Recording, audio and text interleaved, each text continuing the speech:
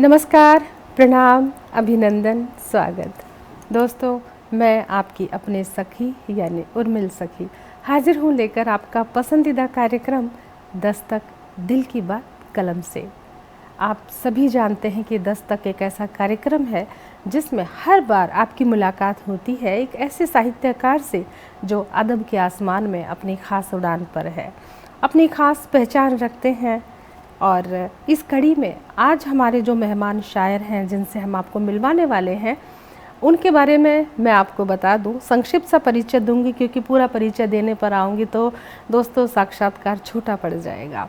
ऐसी ही हस्ती है, ऐसी शख्सियत हमारे साथ हैं जिनके बारे में मुझे खुद बड़ा गर्व हो रहा है बताते हुए, उनका परिचय बताते हुए कि आप राष्ट्रीय स्तर के शायर हैं, बड़े बड़े मंचों पे शिरकत करते हैं, उस्ताद शायरों के साथ, राहत इंदौरी साहब के साथ और भी वो ख़ुद भी बताएंगे, बड़े बड़े शायरों के साथ मंच साझा किया हुआ है, उनकी सोहबत में बैठते हैं, सीखा है और आगे भी सिखाते हैं और शायरी की शम्मा को रोशन किए हुए काफ़िला लेकर चले हुए हैं। और अपनी उनकी खुद की एक संस्था है और इबारत उनकी संस्था है, साहित्यिक संस्था, जिसके वो खुद अध्यक्ष हैं। और आप जो हैं एक सरकारी नौकरी में, इंजीनियरिंग विभाग में, चंडीगढ़ में असिस्टेंट के पद पर, यानी आप जो हैं असिस्टेंट हैं, सीनियर असिस्टेंट के पद पर आप जॉब कर रहे हैं, या यूँ कहो कि सेवा कर रहे हैं, सरकारी सेवा कर रहे हैं। और साथ ही आपकी 2 पुस्तकें प्रकाशित हो चुकी हैं जिसमें एक कविता है, एक नज़्म है, और आपकी एल्बम्स, आपके गीत भी रिलीज़ हो चुके हैं। यानी आप किसी परिचय के मोहताज नहीं हैं, आप साहित्य के काफ़िलों को लेकर चल रहे हैं। संस्थाएं जो हैं आपकी कई शहर की, लगभग राष्ट्रीय स्तर की बहुत सारी संस्थाओं के साथ जुड़े हैं और कई संस्थाओं के आप जो हैं सदस्य होने के साथ साथ खुद भी अपनी खुद की संस्था को जो है संभाले हुए हैं। इबारत एक ऐसी साहित्यिक, एक ऐसी अदबी सोसाइटी है जो बड़े बड़े आयोजन करती है, साहित्यिक या मुशायरे का आयोजन करती हैं, राष्ट्रीय स्तर का मुशायरा होता है और नवोदित लेखकों को भी साथ के साथ उन पर पढ़ने का, उन मंचों पर पढ़ने का मौका मिलता है, क्योंकि बड़े उस्ताद शायरों के साथ बैठ के उनको भी सीखने का मौका मिलता है। ऐसे उस्ताद शायर, कहूँगी देखने में उस्ताद नहीं लगते, मासूम सा चेहरा है, मुस्कुराता हुआ चेहरा है, ऐसा नवोदित सा चेहरा लगता है, लेकिन नवोदित नहीं है, बिल्कुल वरिष्ठ साहित्यकार है, शायर है। और तो देर कैसी दोस्तों, करवाती हूँ मुलाकात इस शेर के साथ कि उनका जो मिजाज है, जिस तरह ज़िंदगी को लेकर चलते हैं, उनका ज़िंदगी को लेकर जो नज़रिया है वो यही है कि ये और बात है कि आंधियाँ हमारे बस में नहीं, ये और बात है कि आंधियाँ हमारे बस में नहीं, मगर चिराग जलाना तो इख्तियार में है। तो ऐसी ही सोच रखते हैं कि शायरी की शम्मा को इसी तरह रोशन किए हुए हैं कि कितनी भी आंधियाँ आए, मुश्किलें आए, लेकिन इस चिराग को जला के रखना है, इसको रोशन रखना है। और जी हाँ, मैं बात कर रही हूँ नवीन नीर जी की। नवीन जी, आपका स्टूडियो में दस्तक दिल की बात कलम से कहने के लिए जस्ट टीवी के प्रांगण में आपका हम जस्ट टीवी की ओर से स्वागत करते हैं। जस्ट टीवी को मेरा नमस्कार, आदाब। जी हाँ, ठीक है, बड़े संक्षिप्त से तरीके से आदाब कह लो, नमस्कार, लेकिन आज बहुत सारे रहस्य खोलेंगे शायरी के उस्ताद शायर से। दोस्तों, नवीन जी का चेहरा लगता है कि जैसे कोई 20-25 साल का लड़का है और अभी भी शायरी में है, लेकिन नहीं, ऐसा नहीं है। प्रकृति ने इनको इतना ही युवा बना के रखा हुआ है जितनी इनकी शायरी युवा है। नवीन, मैं समझती हूँ नवीन जी, ये पॉजिटिव शायरी का ही नतीजा है, ज़िंदगी को सकारात्मक सोच के साथ आप जी रहे हैं, शायद उसी का असर आपके चेहरे पर भी है। जी, बिल्कुल, ये ऊपर वाले का करम है। और ये जो शायरी मैं कर रहा हूँ लगभग 25 सालों से। अच्छा। तो ये बस उसी का। आप देखने में खुद 25 साल नहीं मैं चलिए, मैं नहीं, दर्शक भी यही बात कहेंगे। चलिए, यहाँ उम्र की बात नहीं हम करेंगे, वो तो हमारे बहुत पुराने साथी हैं, लगभग 20-22 साल पहले से हम लोग जुड़े हैं एक मंच पर। लेकिन ये भगवान तौफीक हर किसी को नहीं देता, नेमत है। बहुत बहुत खुशनसीब हैं आप। और नवीन जी, आपका नाम नवीन है लेकिन आपका तखल्लुस नीर है। तो ये नीर आपने खुद लिखा या किसी उस्ताद शायर ने आपको दिया? नहीं, ये मेरे जहन में ये खुद ही आया, इसलिए कि देखिए मेरा मानना है कि नीर के 2 माने हैं, मतलब है, एक तो है पानी एक अश्क। हाँ। तो पानी हमेशा नीचे ही बहता है।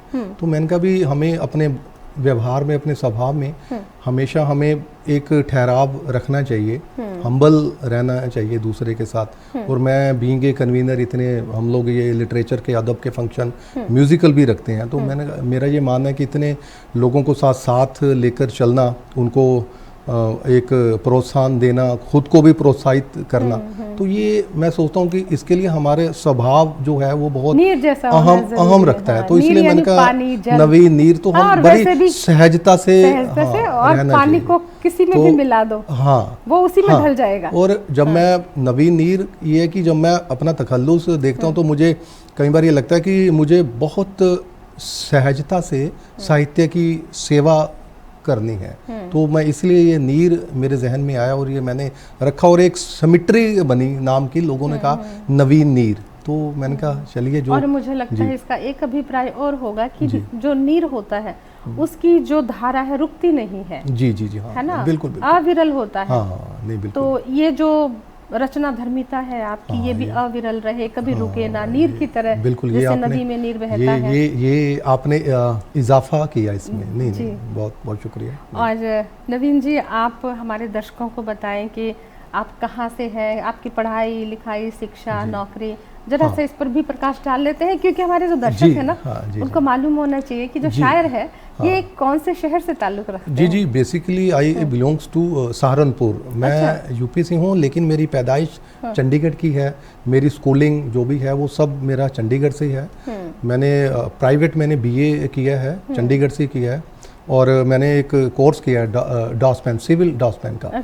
वो ITI से किया था मैंने। हाँ जी, बस लेकिन मुझे लिखने पढ़ने का ज़्यादा शौक है। फिर मैं क्लर्क लगा 95 में, क्लर्क सरकारी उसमें चला गया। इंजीनियर बनना चाहता था। आप जॉब भी लग चुके? हाँ जी, मैं लग गया था, लेकिन मैं इंजीनियरिंग करना चाहता था, लेकिन साथ साथ पढ़ाई, जैसे कोई एग्जाम हम दे रहे हैं, क्लर्क उस वक्त बड़ी बात होती थी कि क्लर्क ही लग जाओ।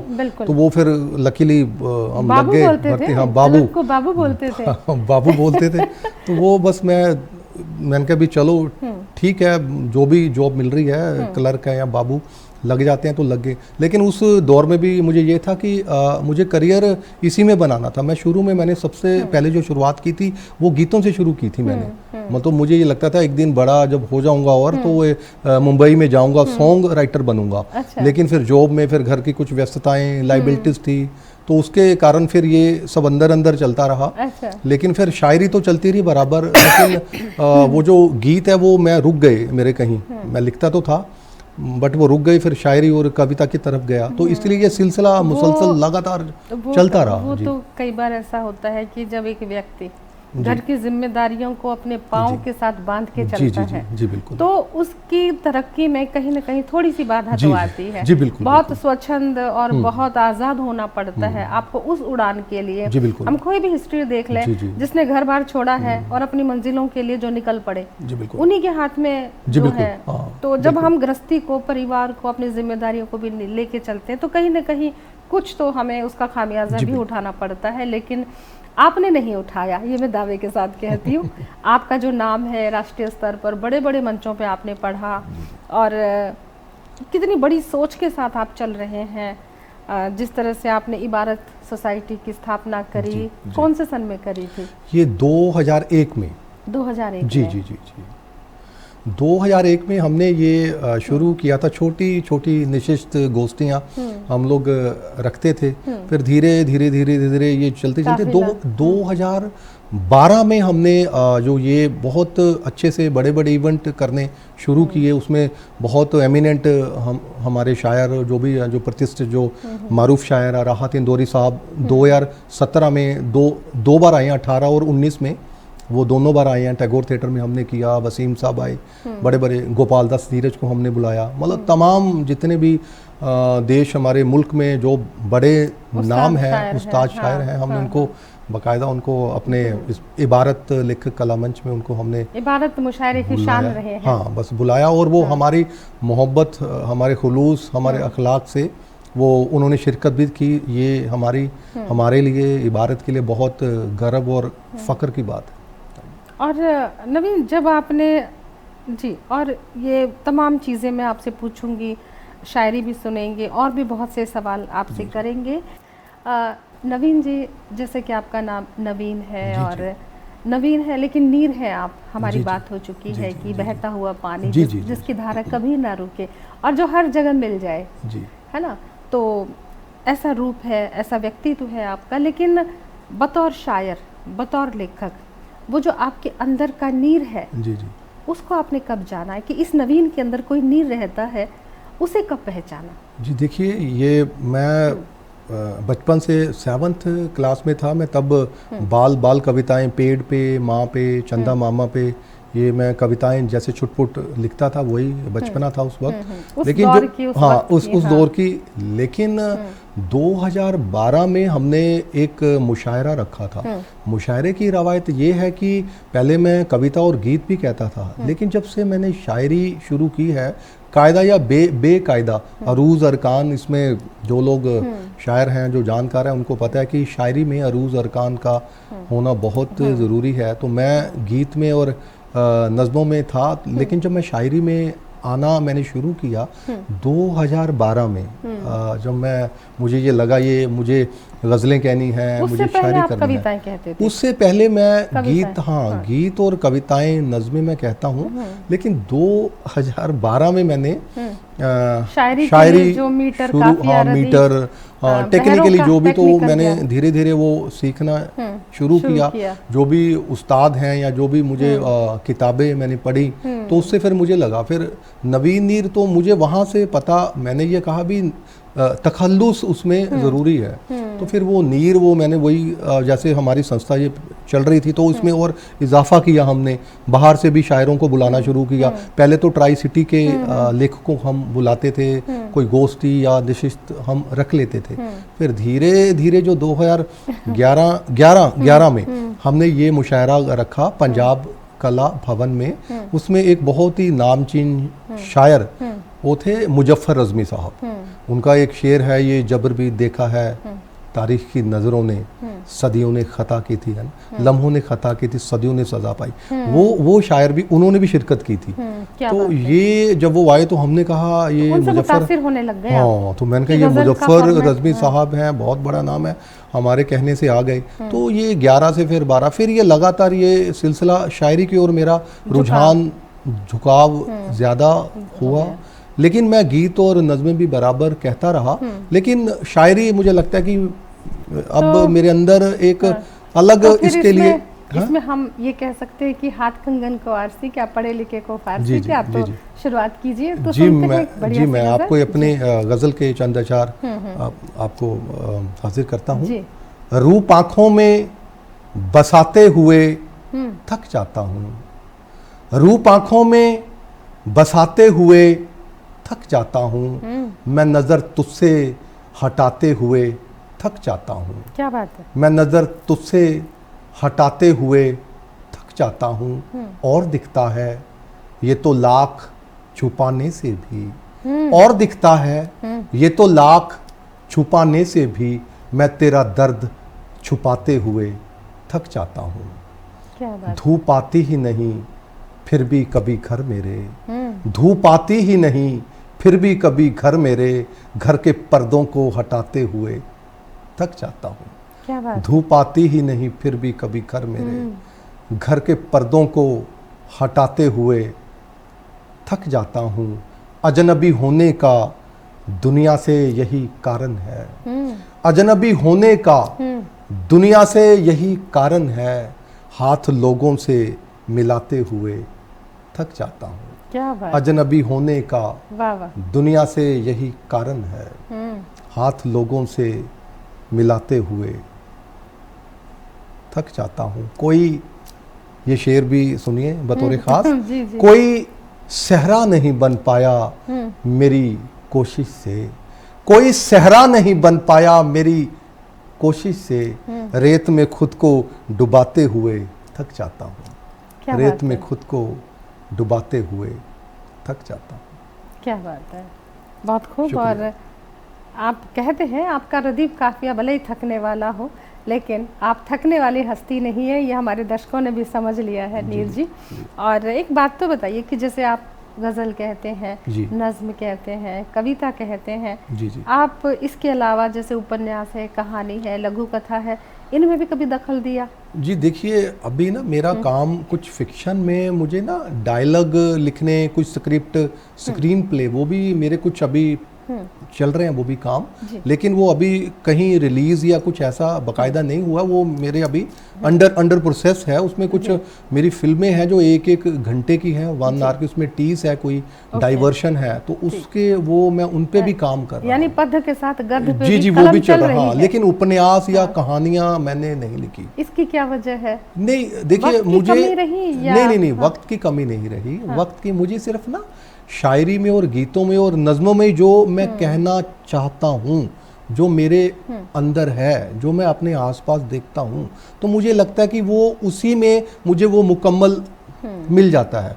तो मुझे कहानी की ओर, उपन्यास की ओर जाने की मतलब सुर लय ताल जरूरत वाली मुझे, दुनिया से ज्यादा आप हाँ, मुझे मुखातिब रहे। इतनी ज़रूरत नहीं लगी कि मैं कहानियाँ, उपन्यास की ओर जाऊं। बस मुझे अपने गीतों और शायरी में ही मुझे मुकम्मल, मैं अपने आप को महसूस करता हूँ, सुकून मिलता है। जी, जी। यानी कहने का मतलब कि विधाएं कितनी भी जी हों, बिल्कुल। लेकिन जो दिल के करीब जो विधा होती हाँ, है उसी में मुख्तसर होते हैं, जी, उसी से संबंधित रहता है कि जी, उसी में डूबे रहते हैं हम जी, लोग, शायद उसमें ही सुकून मिलता है। जी बिल्कुल बिल्कुल। ये भी रीज़न जी, रहता है। बिल्कुल, लेकिन बिल्कुल। बड़ी खुशी की बात है कि आप स्क्रिप्ट राइटिंग भी कर रहे हैं जी, और जी। आने वाले समय में देखेंगे हम आपका जी काम। बिल्कुल, जी। और जो गज़ल लिख सकता है वो कुछ भी लिख जी, सकता है, जी, मेरा जी, मानना तो जी, ये बिल्कुल, है। बिल्कुल। और आप मंच पे बड़े बड़े मंच जो है जी, जी। सजाते हैं युवाओं के जी, लिए, जी, बिल्कुल। लेखकों के लिए, जो युवा शायर हैं, और उनको मंच देते हैं, जी। तो आपको क्या महसूस होता है कि क्यों ये मंच प्रदान करते हैं आप? मतलब सरकारी अदारे इसको कम तवज्जो देते हैं, कम मौके मिलते हैं उनको, संस्थाएं कम काम करवाती हैं, या क्या रीज़न रहता है कि इनकी ज़रूरत, हमको अपनी जेब से पैसा खर्च करके हम इस तरह के आयोजन करते हैं, जी। तो इसकी रीज़न क्या है कि हम, कौन सा जुनून है ये? आपने उर्मी जी बहुत अच्छा सवाल पूछा है। देखिए, ऐसा होता है, एक कोई लेखक हो, कोई कलाकार हो, उसको अपनी विधा का बहुत अच्छे से पता होता है। तो आपने कहा कि अकादमियाँ जो भी अपना काम कर रही हैं, हमें उनसे कुछ नहीं, वो ठीक है, अपने लेवल पे वो काम कर रहे हैं, उनको करने दीजिए। पर हमें ये होता है कि मैंने जब लिखना शुरू किया था तो मैं अकादमियों के फंक्शनों में भी जाता था, तो कई बार वहाँ बैठ के उन्हें सुन रहा हूँ। प्रतिष्ठित और मारूफ शायर आते थे या कवि, तो उनको मैं सुन रहा हूँ, तो हमें ये लगता था हम लोग बैठ के उनको सुन रहे हैं, तो लगता था कि कभी हमें भी ये मंच मिलेगा और हम भी उन्हें सुनेंगे। तो ऐसे फिर देखते देखते कि मन में आया कि हमें भी अपना एक ऐसा कोई संस्था बनानी चाहिए जहाँ पे जो नए, जो नवोदित लेखक हैं, शायर, उनको भी एक प्लेटफॉर्म मिले। तो कहीं ना कहीं मुझे ये भी लग रहा है कि शायद आपके मन में यही सवाल आया होगा, जो मुझे लग रहा है कि हम अकादमियों के भरोसे, अकादमियों के भरोसे बैठेंगे तो इनको कब मौका मिलेगा? जी, मैं वही आपने बीच में, मैं वही कहना चाहता था कि देखिए, ये क्या अकादमियाँ जो भी काम करती हैं वो अपने तरीके से करती हैं, लेकिन जो संस्थाएं हैं, अगर मैं हूँ या मेरे साथ और भी जो भी कन्वीनर हों, वो जो काम करते हैं वो इतनी शिद्दत से काम करते हैं, वहाँ कोई पक्षपात नहीं होता। उनको लगता है जो शायर, जिस कवि में टैलेंट है, वो उसको मंच देते हैं, या जो हमारे निश्चित और गोष्ठियों में हम सबको साथ लेकर चलते हैं। तो कई बार ये क्या होता है कि अकादमियों को एक अपनी एक दायरे होते हैं, वो उससे बाहर नहीं आना चाहते, या उनकी कोई मजबूरियां या बंदिशें हैं, मुझे नहीं पता, लेकिन जो संस्थाएं हैं वो एक अपने एक फ्रीडम, एक आज़ादी से काम कर सकती हैं, उनको कोई बंदिश नहीं है। तो हम यही चाहते हैं, और साहित्य में, शायरी में कोई बंदिश होनी भी नहीं चाहिए, प्रोटोकॉल होना चाहिए, लेकिन बंदिश नहीं होनी चाहिए। बंदिश में शायरी हो ही नहीं सकती। हाँ, गजलें बंदिश में होती हैं, गजलें बंदिश में हो। तो दोस्तों, बहुत सारी बातें करनी है नीर जी से, और इस बहते हुए नीर जैसे व्यक्तित्व से, इस बड़े ही प्यारे व्यक्तित्व से हमारी बातें हो रही हैं, और भी बातें अभी बाकी हैं, गज़लें बाकी। नवीन जी, आप शायर हैं और बड़े बड़े मंचों पे आपने शिरकत करी है, बड़े उस्ताद शायरों के साथ उनकी सोहबत में आपने बोलना सीखा, पढ़ना सीखा, और काफ़ी आपने, मैं कहती हूँ, जब आप उस्ताद शायरों के साथ बैठते उठते हैं, उनके साथ मंच साझे करते हैं, तो शायरी का मयार भी बहुत ऊंचा हो जाता है।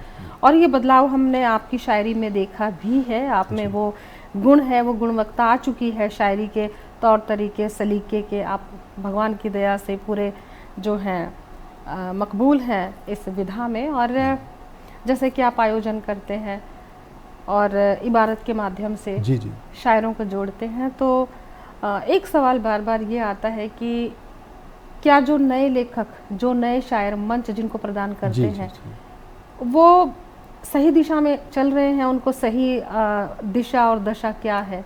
जी उनको सीखने की ज़रूरत है, टेक्निकल चीज़ें हैं, तो क्या आज का शायर वैसा लिख रहा है जैसे आप चाहते हैं कि होना चाहिए? जी जी जी उर्मी जी, देखिए ऐसा है, आज के जो युवा हैं, जो युवा शायर हैं, वो अच्छा लिख रहे हैं, लेकिन एक जो ट्रेडिशन, एक रवायती जो होता है ना, एक तहजीब जो साहित्य में अदब के लिए होनी चाहिए, जो हम लोगों ने उसका पालन किया है, उसको फॉलो किया है, हाँ। लेकिन वो आज का युवा शॉर्टकट चाहता है कि 2 मतलब गज़लें लिखी और रातों रात वो राहत इंदौरी बन गए, है ना। ऐसा नहीं होता, इसके लिए पूरी एक उम्र की लागत लगती है, और उनमें ना तहजीब की कमी है। वो अपने सीनियर और जो उस्ताद शायर हैं, उनको वो इतनी एहतराम, तवज्जो नहीं देते। मैं इस तो बात ये से एग्री करती हूँ। नहीं होना चाहिए।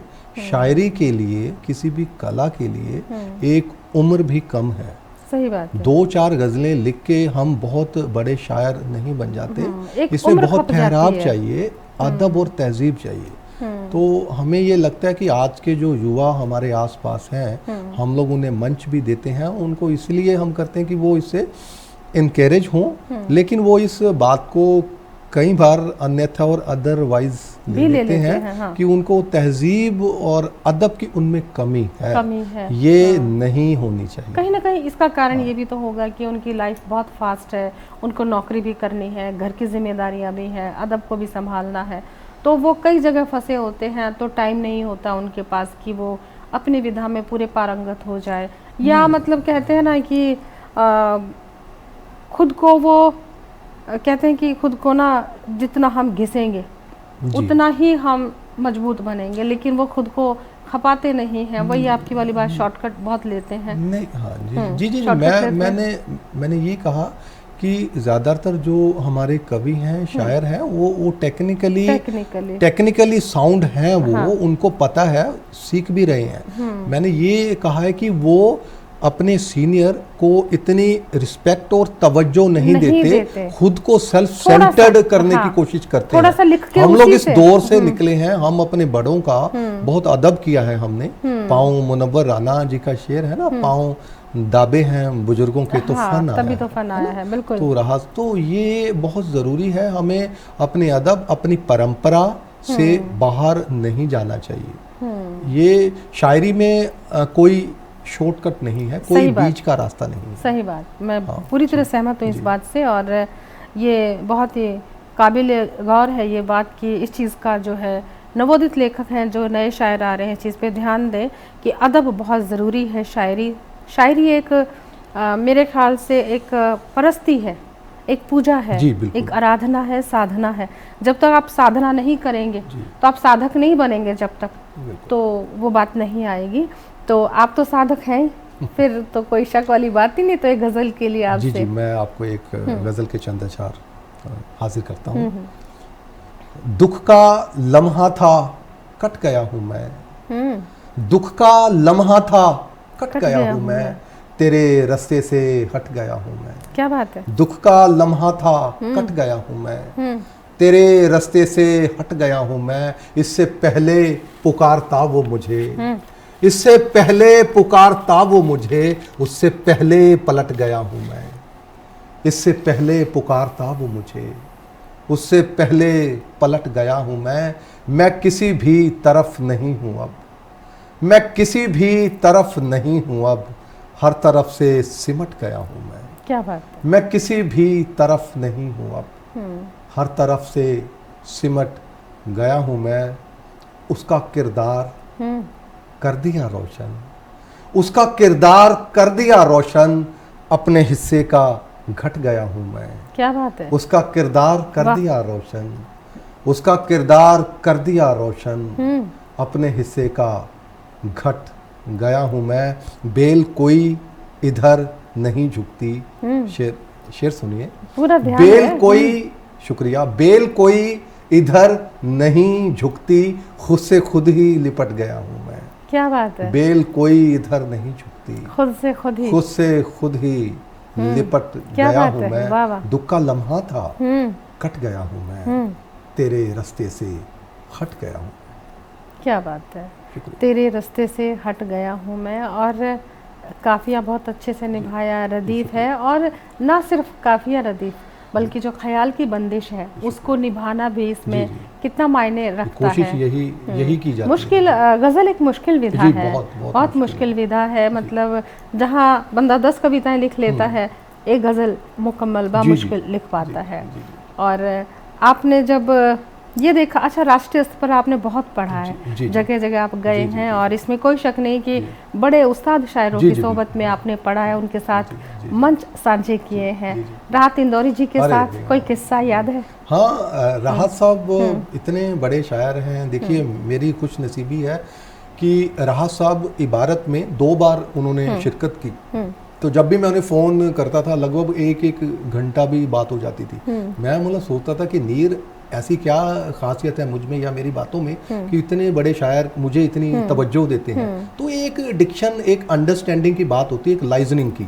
तो वो शायद मेरे लिए, मुनव्वर राना साहब से भी ऐसी अभी हाल ही में उन्होंने आना है चंडीगढ़, हमारा एक मुशायरा हमने रखना है, तो आएंगे। तो वो भी, तो ये मेरी खुशनसीबी यही है कि मैं उनसे इतनी देर तक बात, और इतनी शिद्दत से बात हो जाती है। राहत साहब से जब हमने पहला वाला मुशायरा रखा था 2018 में, तो मेरी उनके बेटे से बात हुई, सतलज राहत से। तो मैंने कहा हम लोग ऐसे इबारत की तरफ से बोल रहा हूँ, तो राहत साहब को हम बुलाना चाहते हैं, उनको ज़हमत देना चाहते हैं। तो कभी नाज नखरे कुछ नहीं, बहुत नहीं। राहत साहब का जो व्यवहार है वो इतना अच्छा है और बड़े ही प्रोमिसिंग है। अगर उन्होंने एक बार कह दिया कि मैं इस वाले मुशायरे में आऊंगा तो वो आएंगे। अपनी ज़बान के पक्के बहुत ही, मेरे तो फेवरेट शायर हैं राहत साहब। तो मुझे बहुत वो उनकी, मुझे गज़लें, उनके शेर मुझे ज़बान नहीं याद है।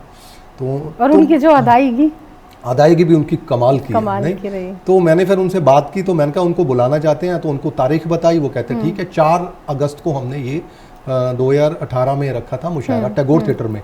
इतना हाउसफुल था, राहत साहब का क्रेज आपको पता ही है कितना है। जैसे कि राहत इंदौरी जी हैं, और भी, और कहाँ आपने बड़े मुशायरे वो राहत साहब, वसीम बरेलवी साहब। तो मैं जब इंदौर गया या लखनऊ, बुरहानपुर, तो ये तमाम शायरों में एक वो चरखी दादरी है ना, मतलब वो मयार उनके साथ पढ़ने का, उनके सामने पढ़ने का, उनको सामने बैठ के सुनने का जो तजुर्बात हासिल होते हैं, वो शायद उसके बाद फिर हल्की कवि गोष्ठी, हल्के मुशायरों में हम उबने भी लगते हैं। बिल्कुल है ना, वो चीजें भी आती हैं, और शायद सिखाना भी चाहते होंगे आप उनको, जो नवोदित हैं। लेकिन वो तो है, बड़े शायरों के साथ मुशायरे पढ़ना, उनका बैठना, उनकी सोबत में रहना ही हमारे लिए सीखना और बहुत बड़ी बात है।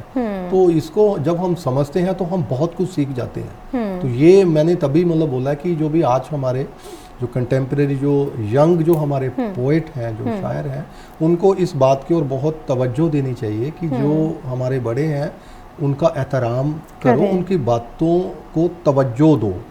मतलब ये नहीं कि आपने 2-4 गज़लें कह दी, उनकी पूरी ज़िंदगी लग चुकी है। बिल्कुल। आप अभी आए हैं तो अभी आने से कुछ नहीं होता, इसमें आपको एक उम्र लग जाएगी, तब हमें पता चलता है कि शायरी तो अब शुरू। और ये जो आज के युवा शायर हैं, वो एक रात जाग के सोचते हैं कि उम्र लग गई। वो सेल्फ सेंटर्ड है। सेल्फ सेंटर्ड होना बुरी बात नहीं है, लेकिन आप अपने रिस्पेक्टिव शायरों को इग्नोर कर रहे हो, ये अच्छी बात नहीं है। बिल्कुल सही बात है। और ये सवाल भी, इनके जवाब भी ज़रूरी थे, क्योंकि इस मंच पर बैठकर, ताकि वो सुन सकें वाकई ये एक समस्या है। कर रहे हैं नवीन नीर जी से, बहुत उस्ताद शायर हैं, राष्ट्रीय स्तर के शायर हैं, बता रहे हैं ज़िंदगी के बारे में। आज के नवोदित लेखक जो हैं वो उतनी तबीयत से ना गुरु का सम्मान करते हैं, ना उतने अदब से सीखने की कोशिश करते हैं, थोड़ा सा लिख लेते हैं और खुद को उस्ताद मानने लगते हैं। ये खामियां आज की जनरेशन में हो रही हैं, और इन पर बात करना भी बहुत ज़रूरी था। और इतने निष्पक्ष बात करना भी हर किसी के बस की बात नहीं है। जब सखी और नवीन बैठेंगे तो इन मुद्दों पर भी बात हो सकती है। बहुत हौसला चाहिए इन बातों को कहने के लिए भी, है ना। और नवीन जी, बात ये है कि मैं एक बात हमेशा सोचती हूँ कि जब इतनी अच्छी गज़लें लिखनी है, इतनी शायरी करनी है, राष्ट्रीय स्तर के बड़े बड़े कवि सम्मेलन जो है वहाँ पे अपनी उपस्थिति दर्ज करानी है, और साथ में नौकरी भी करनी है, सीनियर असिस्टेंट हैं आप, और हाँ इंजीनियरिंग विभाग में, और एक छोटा सा परिवार भी है, तो 3 जगह आपके पाँव की रस्सी बंधी है। एक जगह राष्ट्रीय जो आपके मुशायरे हैं, इधर आपकी नौकरी, और इधर घर में वो जो छोकरी तो 3 रस्सी आपके पाँव से बंधी है। लेकिन जब आपका जो दिल का भंवरा फड़फड़ाता है शायरी के लिए, तो वो कौन सा वक्त होता है जिस वक्त आप लिखते हैं? देखिए, लिखने का कोई वक्त तो नहीं होता।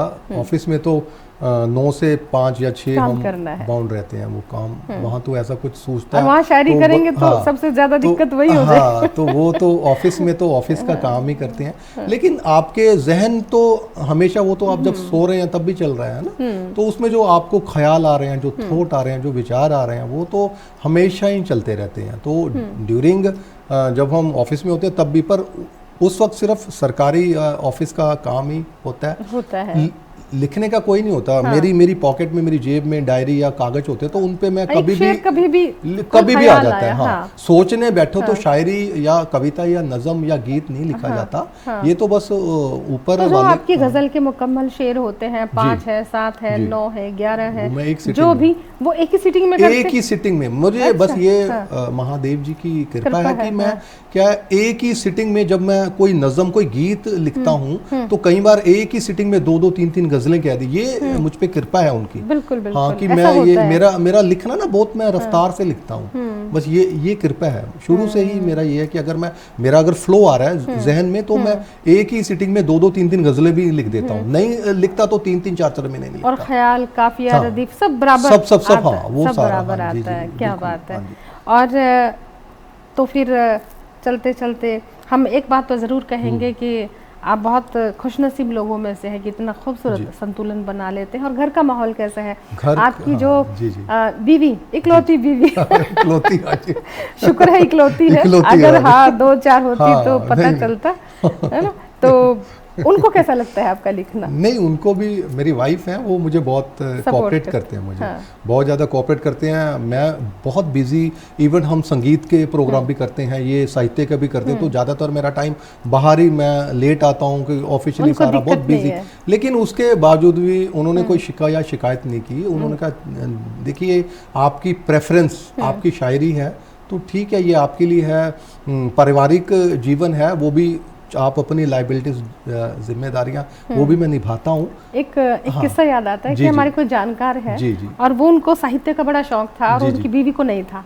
तो उन्होंने क्या किया, जब कोई साहित्यिक कार्यक्रम करते तो उन्होंने सोचा, बीवी कहती लो आज फिर कार्यक्रम में चले गए। उन्होंने जब कार्यक्रम किया तो अपनी बीवी से कहा, बड़ी ऐसा सूट पहन लो, सज धज के तैयार हो जाओ, आज जो आ रहे उनको आपने फूल बुके देना, उनके साथ आपकी फोटो खींचेंगे। उसके बाद उन्होंने अपनी बीवी की अपेक्षा से बचने के लिए ये तरीका निकाल लिया, उनके हाथों से मुख्य अतिथियों को फूल बुके दिलाना शुरू कर दिया, मंच पर फोटो। उसके बाद तो उनकी बीवी उनसे पहले तैयार हो गई। नहीं, ये अच्छा किया। हाँ, तवज्जो हर कोई चाहता है, उनको ये लगता है कि हमारी कोई इम्पोर्टेंस है। तो उसी में ये कि साहित्य एक ऐसी विधा है कि जिसमें जो लोग नहीं भी लिखते, पर उनको रुझान हो ही जाता है, और कई बार पैदा भी तो करवाया। हाँ, है ना। उन्होंने बीवी को पैदा करवाया, उन्होंने ऐसे हालात पैदा कर दिए। तो अच्छी बात है, पर मैंने ऐसे हालात पैदा नहीं किए, वो उनको है, वो मुझे अप्रिशिएट करते हैं। और तो बहुत ये भी मैं लकी हूँ। जी, बहुत नाइस है, मतलब शी इज वेरी कोऑपरेटिव, वो मुझे कोऑपरेट करते हैं, तो मैं कर लो, थोड़ी तारीफ और कर लो, जब इंटरव्यू देखेंगे थोड़े खुश हो जाएंगे। बस इतना ही ठीक है।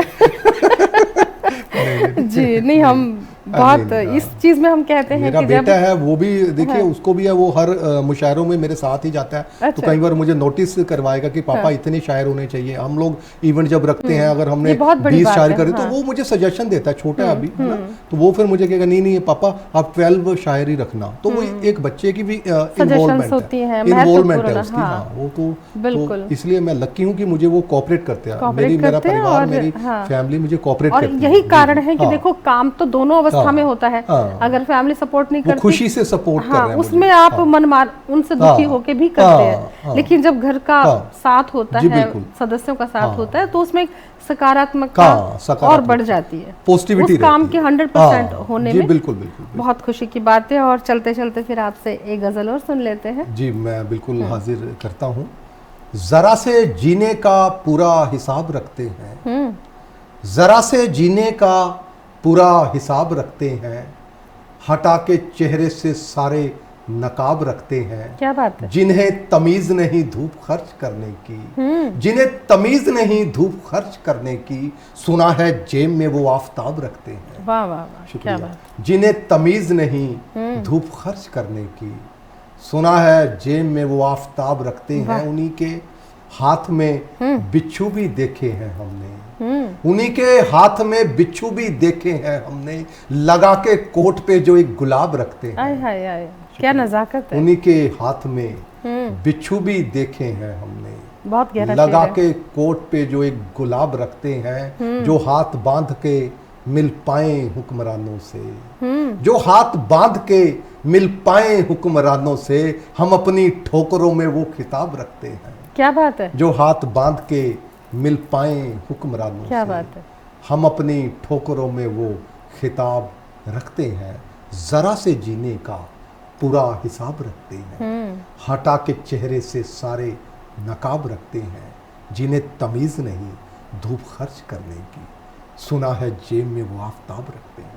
क्या बात है नवीन जी, इस शेर को सुन के बिल्कुल एक ख्याल आता है कि जो शायर होता है वो दरबारी नहीं होता। जी बिल्कुल, शायर स्वच्छंद होता है, बंदिशों से परे होता है। भी नहीं चाहिए। वो गजल की बंदिशों में जरूर बंध के रह जाता है, लेकिन वो सामाजिक बंधनों में नहीं बंधता, और वो किसी सामाजिक जो हमारा राजनीतिक तंत्र है उसका गुलाम नहीं होता। उसकी कलम निष्पक्ष चलती है, सही गलत। लेखक को कवि का सबसे बड़ा धर्म है कि जो वो महसूस करता है उसको वो कहना चाहिए। वही बिल्कुल। और तो फिर एक छोटी सी और गजल। जी जी। अब आप राष्ट्रीय स्तर के शायर हैं, उस्ताद शायर हैं, देखने में आप 25 साल के लड़के हैं। अरे नहीं, ये तो नहीं, आपकी तारीफ हो रही, हमारी तो कोई नहीं। अरे नहीं, आप भी बिल्कुल माशाल्लाह बिल्कुल यंग लग रहे हैं। जी। चलो चलते चलते एक छोटी। आप तो यंग लग नहीं रहे, आप तो यंग हैं ही। चलो शुक्रिया। नहीं, मैं आपको एक आखिरी गजल के चंद अशआर। लगी है भीड़ दरख्तों की फिर भी साया नहीं, लगी है भीड़ दरख्तों की फिर भी साया नहीं, मैं तेरे शहर में ये सोच के आ पाया नहीं, मैं तेरे शहर में ये सोच के आ पाया नहीं, अभी से आ गए लेकर वो हाथ में पत्थर, अभी से आ गए लेकर वो हाथ में पत्थर, अभी तो मैंने उन्हें आईना दिखाया नहीं, अभी से आ गए लेकर वो हाथ में पत्थर, अभी तो मैंने उन्हें आईना दिखाया नहीं। और शेर बतौर खास, हमारी आंख के आंसू अभी अधूरे हैं, हमारी आंख के आंसू अभी अधूरे हैं, अभी एक शख्स है जिसने हमें रुलाया नहीं। क्या बात है। हमारी आंख के आंसू अभी अधूरे हैं, अभी एक शख्स है जिसने हमें रुलाया नहीं, अभी भी हौसला है मुस्कुरा रहा हूं मैं, अभी भी हौसला है मुस्कुरा रहा हूं मैं, ये दिल को तूने अभी ठीक से दुखाया नहीं। क्या बात है। अभी भी हौसला है मुस्कुरा रहा हूं मैं, ये दिल को तूने अभी ठीक से दुखाया नहीं, लगी है भीड़ दरख्तों की फिर भी साया नहीं, मैं तेरे शहर में ये सोच के आ पाया नहीं, अभी से आ गए लेकर वो हाथ में पत्थर, अभी तो मैंने उन्हें आईना दिखाया नहीं। क्या बात है। शुक्रिया नवीन जी, आपकी गज़लें बंदिश में है और हम समय की बंदिश में है। जी चाहता है कि आपको और सुने, बहुत सुने, समय कम पड़ गया है, आपसे इतना जो है सुनना चाहते हैं शायरी। और आप स्टूडियो में आए, आपने दिल की बातें साझा करी, अपने बारे में बहुत कुछ बताया और इतनी अच्छी गज़लें हमारे दर्शकों को सुनाई, और इसके लिए आपका बहुत बहुत शुक्रिया। जी। और दोस्तों, आज आपकी मुलाकात हुई नवीन नीर जी से, जाना इनके बारे में, गज़लों के बारे में, और बहुत सारी बातें ऐसी भी हुई हैं जो हमारे नए लेखक हैं उनके लिए ज़रूर मील का पत्थर साबित होगी। और अब हमारे दर्शकों को मैं यही कहूँगी कि किसी भी इन्फो के लिए आप हमें इन्फो करें, info@justbroadcasting.com पर अपना प्यार दें, सुझाव दें, प्रतिक्रिया दें। और अब मुझे और नवीन नीर जी को दीजिए अनुमति। प्रणाम।